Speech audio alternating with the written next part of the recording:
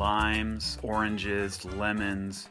They all have such fresh flavors, and you can use them any time of year, so there's a lot of citrus in this recipe. I'm Nat, and today we're going to be making sangria chicken.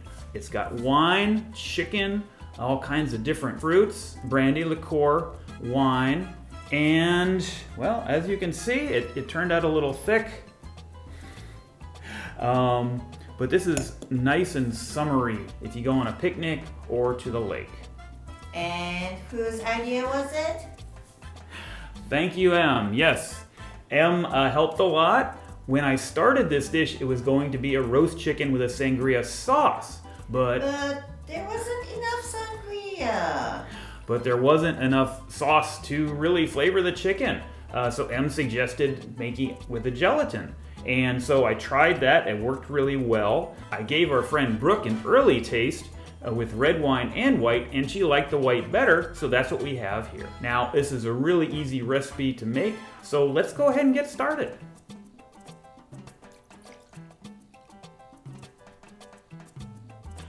We're going to be soaking the chicken breast overnight in a brine, which is ordinarily water and salt, but I've added in some brandy and added in some onion powder too.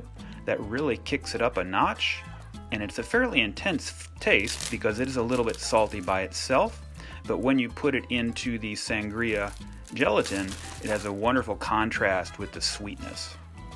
I put the chicken and brandy brine into a bag and then into a bowl because my bags always tend to leak when I leave them in the fridge and it's a mess. So the bowl's a good idea for me anyway. Now we'll let that soak overnight in the refrigerator, let the brandy and a little bit of the salt water get into the meat, keep it nice and moist, and really help the flavor jump out. And it's still there. Good. Now we're going to prepare the chicken for the oven. Just your normal boneless, skinless chicken breast. They're very easy to overcook, so I was really careful with this recipe to make sure the moisture stays in there and the flavor too.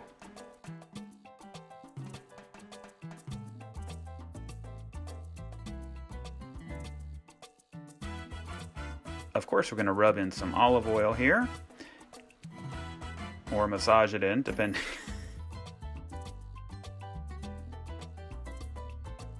And then we have our pepper, salt, and paprika we're going to put on that.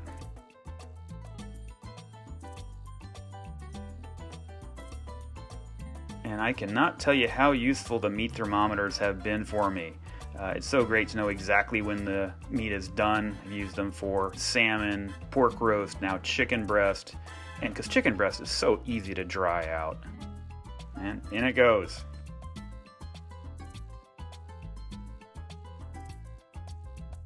And the cable's just going to get run up. I'm just going to close the oven on the cable, and the cable's going to plug in.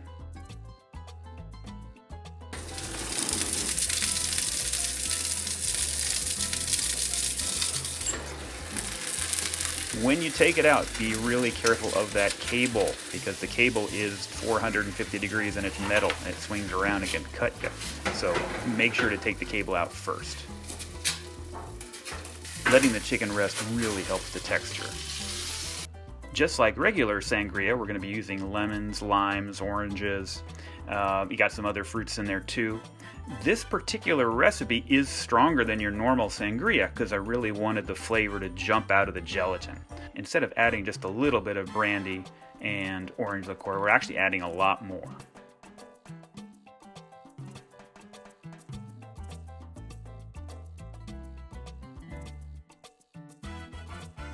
And yes, squeezing the oranges takes a little time, but it's so worth it. The fresh orange juice is wonderful.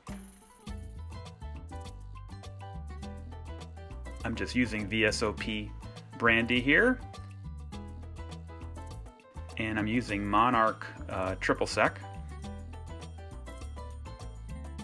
Wine is Pinot Grigio. I had a little bit of fun with the label on this. You can get just any generally good Pinot Grigio. It's just a base for everything else, so it may not be the perfect wine by itself, but as an ingredient, I think you'll find it works really well in here. Now we're going to add the sugar and we're going to add the gelatin, and you do want to make sure that's added when the wine is at room temperature and stir that in and make sure that dissolves. I've tried to mix it in when it was already hot, and boy, that was a mess. Everything just globs together. In this case though, because there's the foam, I did have a little trouble telling it was dissolved, so I may have stirred it too much. And I couldn't quite figure out if it was, so I had to take a look at a spoonful of it and make sure everything had dissolved, the sugar and the gelatin. In this case it was. It had not boiled. We're going to add the juice mixture. That's going to cool it a little bit back down. Adding in all that brandy, triple sec goodness. And like any good sangria, this has fruit in it too. The apple really helps to texture the oranges. You bite into them and it's just a wonderful change from everything else. And the chicken, I really like what it did. This recipe makes enough for 3 or 4 wine glasses full, or 6 9-ounce cups full, or 8 large martini glasses full. You may want to lay out all the cups, all the glasses at once, and put the fruit and chicken in, and then the liquid, and that way you can make sure you've got the same amount of chicken and fruit in each one.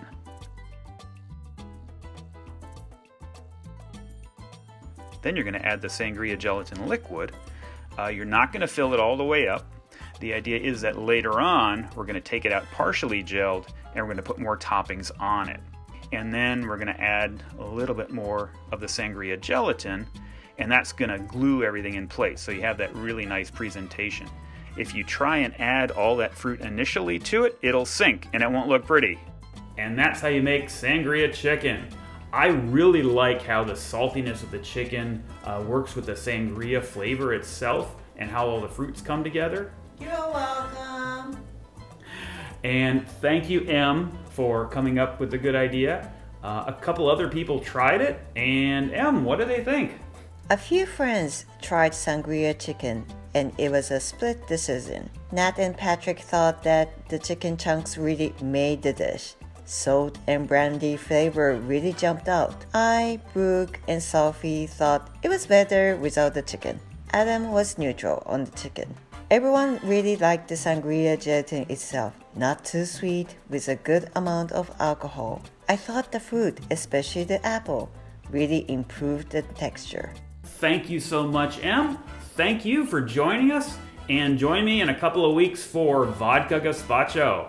If you enjoyed this video and want to see more like it, hit the subscribe button and make sure to hit the bell so you get all the notifications. Or join me for another video right now. I'm always looking for new ideas for cooking plus alcohol, so if you have a cool idea for a recipe, please drop it in the comments.